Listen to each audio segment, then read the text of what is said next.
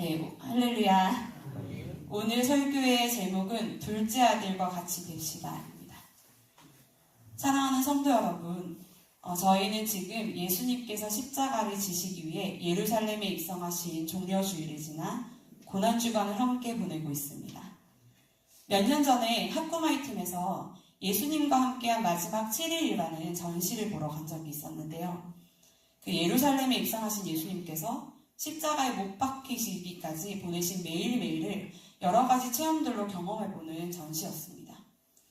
그 종려나무 가지들로 꾸며진 포토존에서 사진도 찍고, 첫 번째 월요일 코너에서는 성전 정화 작업을 하신 예수님에 대해 들으며 교회를 아름답게 꾸며보고, 두 번째 화요일 코너에서는 과부의 두 랩돈에 대한 이야기를 들었습니다. 자신에게 가장 소중한 7가지를 써보라고 하셔서 썼더니 하나씩, 그 중에 하나를 버리세요. 가장 의미 없는 것도 하나를 버리세요. 이렇게 하시더니 결국 2개만 남게 하시더라고요. 그리고서는 그 2개를 하나님께 드리게 하는데 굉장히 의미가 있는 시간이었습니다.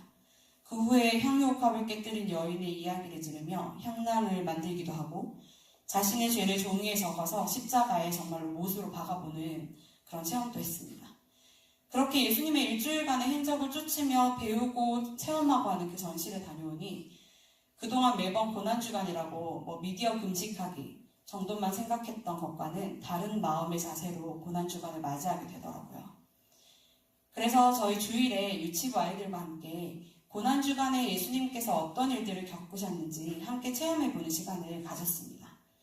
한 주 전에 함께 만든 종려나무 가지를 흔들면서 호산나를 외치기도 하고, 최후의 만찬을 함께 경험해보며 예수님의 피와 살을 먹는 것의 의미를 함께 생각해보기도 했어요. 겟세마네 동산에서 하신 예수님의 기도를 따라서 한번 해보고, 빌라도의 법정에서 예수님을 향해 십자가에 못 박으라 외쳤던 사람들의 역할도 하면서 우리가 얼마나 죄인인지도 함께 나누고, 결국 십자가에 못 박히신 예수님을 바라보며 함께 이야기를 나누었는데 너무나 뜻깊은 시간을 가졌습니다. 마지막에 아이들에게 예수님께서 이렇게 힘들고 아픈 길을 걸으실 것을 아시면서도 바로 우리의 죄 때문에 우리를 너무 사랑하셔서 십자가에 못 박혀 죽으셨다고 이야기하는데, 그 사랑과 은혜가 너무 감사해서 엉엉 울면서 이야기를 간신히 이어나갔거든요. 아이들이 제가 울어서 놀란 건지 함께 감격한 건지는 모르겠지만 이야기를 너무 집중해서 잘 듣고, 또 나중에 와서는 자기도 되게 감동이 됐다. 그리고 전도사님 왠지 울 것 같았다. 이렇게 얘기를 하더라고요. 이 예수님의 사랑이 아이들의 마음속에 깊이 뿌리내릴 수 있기를 위해서 함께 기도해 주셨으면 좋겠습니다. 이번 주간에는 저희도 함께 고난주간 예수님의 행적을 쫓아 새벽 말씀을 나누려고 합니다. 어제 월요일에는 예수님께서 성전을 청결하게 하신 사건이 있었고, 오늘 화요일에는 논쟁의 날이라고 하여 종교 지도자들이 예수님께 계속해서 트집을 잡기 위해서 질문을 하고 예수님께서 답을 하셨고, 결국에는 모든 말씀으로 그들에게 승리하셨던 날입니다. 마태복음 22장 46절 말씀에 한마디도 능히 대답하는 자가 없고 그날부터 감히 그에게 묻는 자도 없더라 하고 기록되어 있듯이 말입니다. 그 중에서 오늘 부분 말씀에 있는 두 아들의 비유에 대해서 함께 나누려고 합니다. 예수님께서 전날 성전에서 장사하는 사람들을 다 내쫓으시고 그 유명한 말씀을 하셨죠. 내 집은 기도하는 집이다. 강도의 소굴로 만들지 말아라 하시고요. 그 이후 성전 안에서 맹인과 저는 자들을 고쳐주셨습니다. 그리고 오늘 성전에 들어와 가르치시니까 대제사장들과 백성의 장로들이 예수님께 와서 이렇게 묻습니다. 당신은 무슨 권위로 이런 일을 하는 거냐고요. 누가 당신에게 이런 권위를 주었냐고요. 그런데 이 사람들이 정말로 몰라서 질문한 것일까요? 이미 예수님께서는 공생의 기간 동안에 수많은 기적과 이적을 행하셨습니다. 죽은 자마저 살아나는 기적을 행하셨으니 하나님이 아니시라면 누가 그런 일을 할 수 있었을까요? 심지어 질문한 사람들은 종교 지도자이므로 일반 백성들보다도 더 잘 알고 있어야 말이 됩니다. 예수님의 권위가 분명히 하나님으로부터 주어졌다는 것을 알고 있었을 것입니다. 그러나 인정하고 싶지 않고 믿고 싶지 않았던 것 같습니다. 기도하는 집, 성전을 강도의 소굴로 만든 당사자들이기에 자신들의 치부가 낱낱이 드러나고 우스운꼴을 당하게 되었으니 예수님이 눈의 가시처럼 여겨졌던 것 같습니다. 예수님께서는 바로 대답하지 않으시고 질문하셨습니다. 내가 그럼 다시 물어볼 테니 거기에 너희가 대답하면 나도 대답하겠다. 그렇게 하시고 요한의 세례가 어디로부터 왔느냐? 하늘로부터냐? 사람으로부터냐? 하고 물으셨습니다.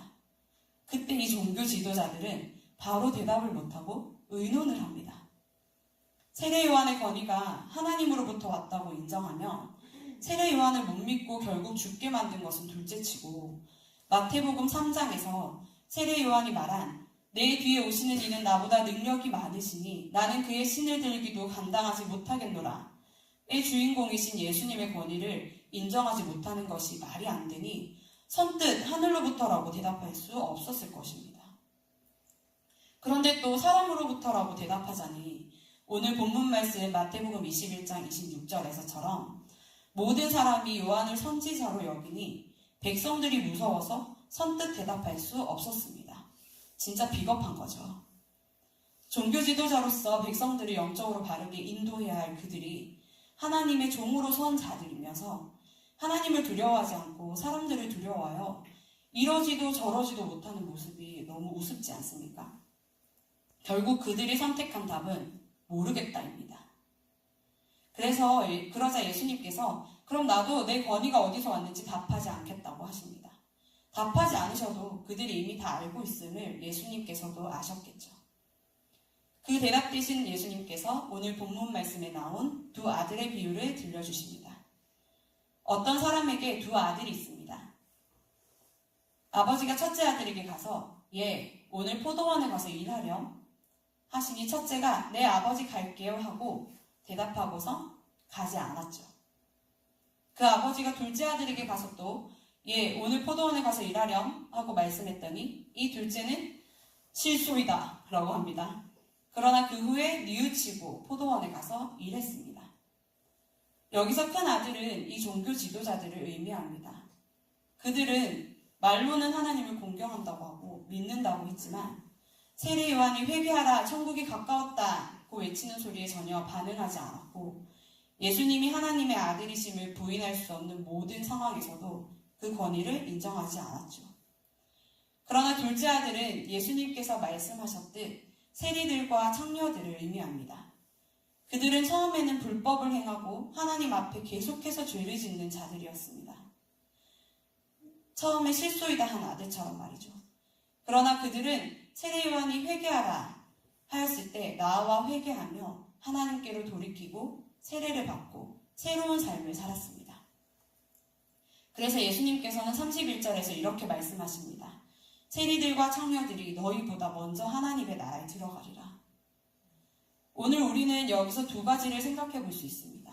하나는 우리는 누구를 두려워해야 하는가이고 다른 하나는 그렇다면 어떻게 반응해야 하는가입니다. 우리는 예수님의 권위가 어디서부터 왔는지 알고 있습니다. 바로 살아계신 전지전능하신 하나님으로부터 온 것이죠. 그렇다면 우리는 누구를 두려워하며 살아야 할까요? 바로 하나님입니다. 그러나 저부터도 정말로 하나님을 두려워하며 사느냐고 묻는다면 바로 그렇다고 대답하기가 참 어렵습니다. 눈앞에 보이지 않는 하나님보다 당장의 눈앞에 보이는 사람을 두려워하고 닥쳐오는 여러 가지 문제들을 두려워하기가 십상이죠. 첫째 아들이 자신의 아버지를 공경하고 또 그 권위를 인정했다면 가겠다고 하고서 결국 가지 않는 행동을 할 수 있었을까요? 둘째 아들도 실소이다 하고 대답할 수 있었을까요? 그럴 수 없었을 것입니다. 우리는 하나님께 끊임없이 고백합니다. 나의 삶의 주관자 되심을 믿노라고 고백하고 하나님이 다스리지 않는 것은 없다고 고백합니다. 하나님께서 하나님의 뜻대로 우리를 이끌어 가실 때에 가장 선하고 아름다운 삶이 될 것이라고 고백합니다. 그러나 정말로 우리가 하나님의 권위를 인정하고 하나님을 두려워하며 사는지 생각해 보아야 할 것입니다. 그럼 하나님의 권위를 인정하고 하나님을 두려워해야 한다는 것을 알았다면 우리는 어떻게 반응해야 할까요? 첫째 아들은 순종하는 것처럼 대답했지만 결국은 가지 않았고 둘째 아들은 불순종하는 것처럼 대답했지만 뉘우치고 가서 일했습니다. 물론 처음부터 네 가겠습니다 하고 대답하고 가서 일했다면 가장 좋았겠지만 우리가 자녀를 키워보아도 그런 자녀들은 잘 없습니다. 그렇지 않습니까? 그럼 하나님의 권위를 어떤 왕이 있었습니다. 그 왕의 나라는 크고 성대해서 아주 막강한 권력을 가지고 있었습니다. 그래서 그 왕의 자리를 탐내는 사람들이 너무 많고 주변에서 견제가 너무 심한 거예요. 매일매일 살얼음판을 걷는 것 같은 상황에 무수한 위협을 받고 있는 그 왕에게 누가 뭘 먹으라고 주면 그 왕은 어떻게 할까요? 막 어느 지역의 특산물 중에서도 가장 좋은 걸 가지고 와서 왕이시여 이것을 내가 왕을 너무 존경하고 사랑해서 가져왔으니 드시옵소서 라고 하면 어떻게 할까요? 오 맛있겠다 고마워 하고 바로 먹을까요? 아니겠죠. 왜요? 그 음식에 독이 있을 수도 있기 때문입니다. 그 음식을 준 사람을 못 믿을 수도 있고 그 음식이 올라오는 모든 과정을 의심해서 그럴 수도 있죠. 여튼 바로 먹지 않을 겁니다. 그런데 자신이 믿어 의심치 않는 세상 모든 사람이 배신해도 얘는 안 그럴 거야 하고 가장 가까이 둔 신하가 뭘 먹으라고 주는 거예요. 왕이시여 요즘 기력이 쇠하신 것 같으니 이거 드시고 힘 좀 내소서 하고요. 이 사람은 매일 날 후회하는 사람이에요. 내 목숨을 평소에 맡긴 사람인 거죠. 잠잘 때도 곁에 두고 의지하는 신하인 거예요. 그래서 얘는 내가 믿을 수 있어. 얘는 내 음식에 독을 타서 주지는 않았을 거야. 하고 믿는 거예요. 심지어 이 사람이 독을 타서 준다면 그건 내가 지금 이 타이밍에 이 자리에서 죽는 게 나한테 더 좋은 일이기 때문에 주는 거라고 믿기까지 하는 그런 신뢰의 관계라면 이 사람이 주는 음식은 어떻게 할까요? 먹겠죠. 그런데 왕이 말로는 나 너 믿어. 너라면 내가 다 믿고 맡길 수 있지. 라고 하면서 그 사람이 준 음식을 계속 먹지 않는 거예요. 왕이시여 왜 드시지 않습니까? 절 안 믿으시는 거예요? 하고 신하가 물어보면 아니 믿어. 믿는데 내가 또 믿는 애가 하나 더 있거든? 내가 걔를 기다리고 있어. 그 사람 누굴까요? 먼저 맛보는 사람. 김이상공. 걔가 먹어보고 안 죽으면 나도 먹을게. 라고 하는 거예요. 그럼 이 왕은 이 신하를 믿는 걸까요? 안 믿는 걸까요? 안 믿는 것처럼 느껴지시죠? 아니 진짜 믿긴 믿는데 그래도 절차라는 게 있으니까 라고 하면서 계속 안 먹고 김이상공을 기다린다면 왕이 100번을 나는 널 믿어 라고 말해도 이 신하는 왕이 자신을 믿는다고 생각할까요? 안 믿는다고 생각할까요? 네, 안 믿는다고 생각할 것입니다. 첫째 아들은 아버지의 권위를 인정하는 것처럼 보였습니다. 그러나 결국은 일하러 가지 않았습니다. 그렇다면 그 아들은 아버지가 봤을 때 아버지의 권위를 인정하는 것일까요? 인정하지 않는 것일까요? 인정하지 않는 것 같겠죠. 둘째 아들은 결국은 가서 일했습니다. 대답은 비록 싫다고 했을지라도 결국 가서 일하는 그 아들을 보며 아버지는 이 아들이 자신의 권위를 인정했다고 생각했을까요? 인정하지 않는 불순종의 아들이라고 생각했을까요? 우리는 가끔 첫째 아들처럼 살면서 여러 가지 핑계를 대곤 합니다. 본문에 나와 있지는 않지만 가려고 했는데 몸이 아팠을 수도 있고 가려고 했는데 갑자기 친구가 찾아왔을 수도 있습니다. 하나님 순종하면서 살려고 했는데요. 저 진짜 하나님 경외하고 두려워하는데요. 오늘 만난 그 사람은 저한테 진짜 중요한 사람이라 어쩔 수 없었어요. 저 그 사람하고 단절되면 손해가 이만저만이 아니거든요. 혹은 하나님, 저 진짜 오늘 주신 말씀에 순종하려고 했는데요. 이 일이 너무 중요한 일이라 어쩔 수 없었어요. 하나님 말씀대로 하자니 이 일을 그냥 포기해야 되는데 그러면 저 사람들한테 엄청 욕먹어요. 믿는다고 말하면서 받은 음식을 먹지 않는 왕을 보며 신하가 느끼는 감정은 불신일 것입니다. 가겠다고 말해놓고 가지 않는 첫째 아들을 보며 아버지가 느끼는 감정은 불순종일 것입니다. 그러나 가지 않는다고 말했지만 결국 가서 일한 아들을 보며 아버지가 느끼는 감정은 순종입니다.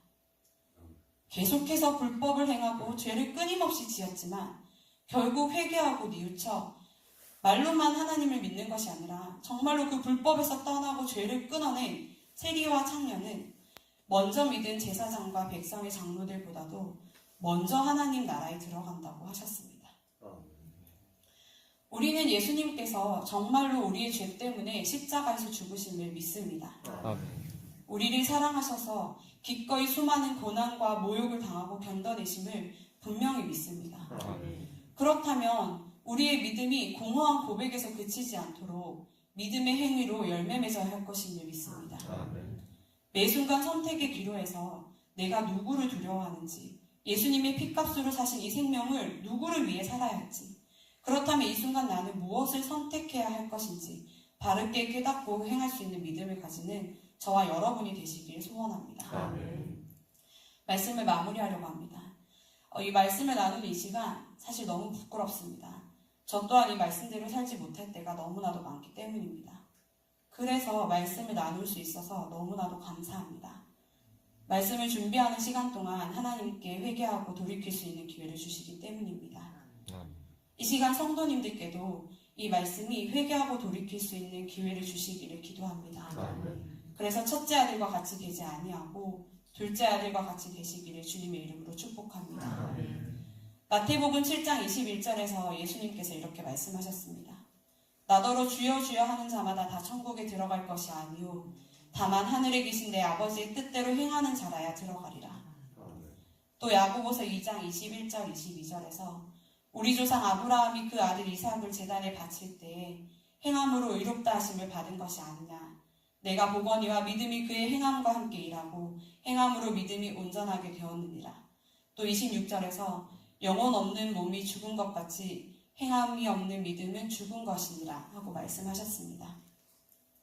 이 고난주간에 예수님의 희생과 사랑을 기억하며 예수님의 권위가 하나님으로부터 왔음을 믿고 하나님을 두려워하는 저와 여러분이 되길, 또한 믿는 자답게 순종하고 행함으로 믿음이 온전하게 되는 저와 여러분이 되기를 소원합니다.